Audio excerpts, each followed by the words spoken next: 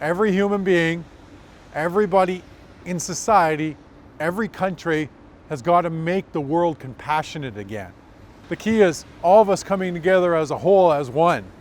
It's not making something great, it's making something compassionate, and then something does become great.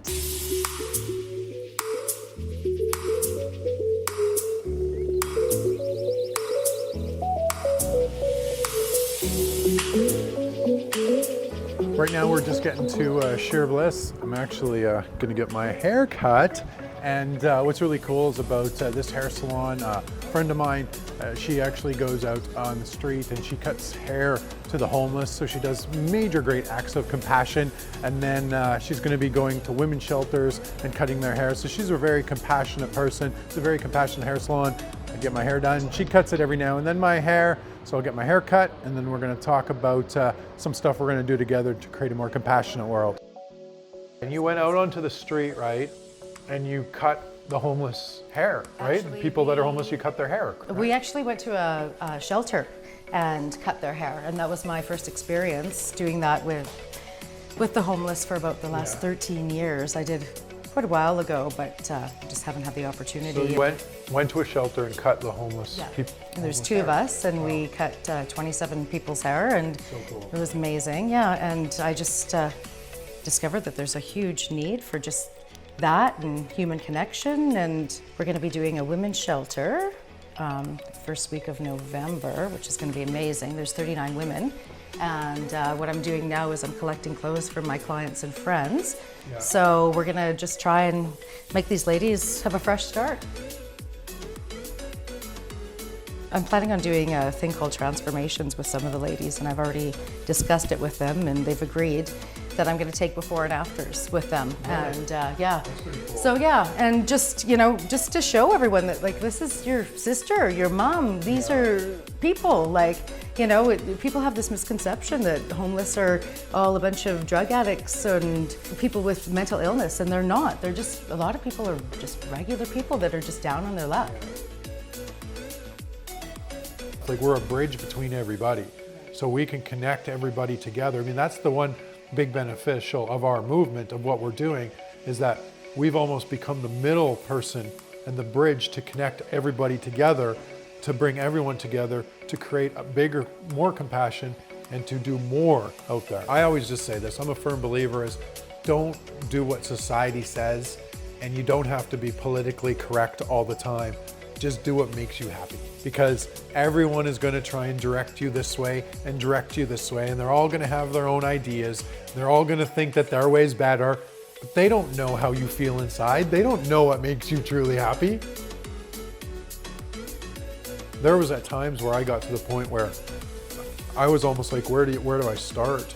Because there's so much shit in the world. There's so much stuff going on all the time.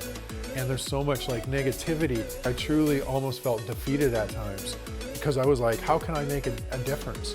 How can I even make a dent? But with that train of thinking, you can never make a difference in the world. So I had to raise my level of energy, and that's really what it takes to be successful in anything. The higher you raise your level of energy, the more success and the more compassion, the more love you will have. When your belief system rises to that level, you can do things in the world that you can't even imagine. So that's what it comes down to create change within inside the world, the ecosystem, or anything, is that powerful belief system. And that is where I want to inspire people across the world to be able to become more compassionate, because I truly believe that we have to change people's belief systems to help them become more compassionate. And when we change their belief, they slowly will start to become automatically more compassionate, because they believe that they can do more.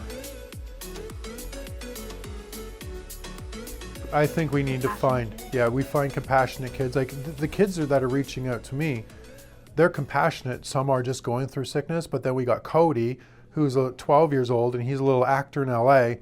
And I've like talked to his mom now, and this kid is so compassionate. He's just like, his whole Instagram's compassionate. He's like, I love what you're doing. Let me promote you. I'm like, you're 12 years old. Yeah. What the hell's going on here? I'm like, No, I'm like, here, you want to come and yeah, teach with me? compassionate kids kind of thing. So yeah, I think compassionate kids, and some are going to have a story that are going to be more heartfelt.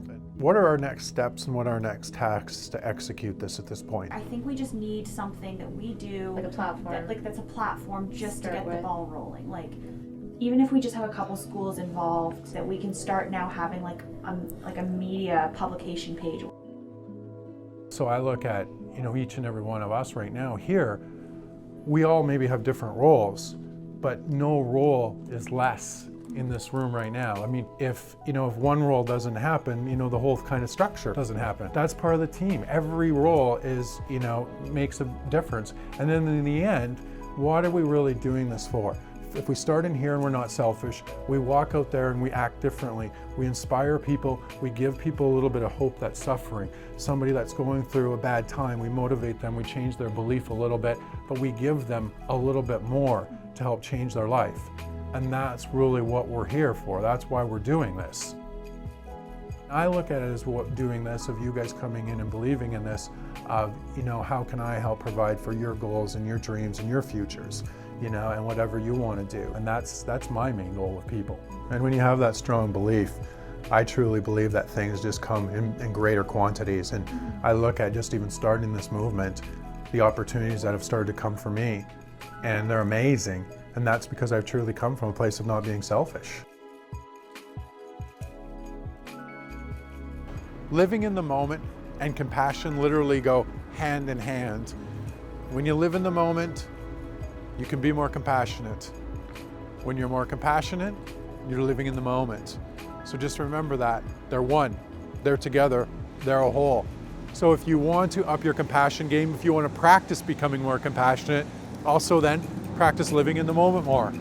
And you're going to notice that you'll automatically start to become more compassionate for everybody around you, for animals, for the environment, for everything. Our movement is helping create more greatness throughout the world because we're teaching and we're becoming more compassionate. And that's how we're going to change the world. There's so many people joining our movement now, and more people are getting involved with this, and they're inspired across different cities and across different towns. And we're going to make the world compassionate. Here's compassion and love together. Husband spends 2 years planting thousands of scented flowers for his blind wife to smell and get her out of depression. That is such high-level compassion, and that is such high-level love. Now the question to you guys is, would you do this?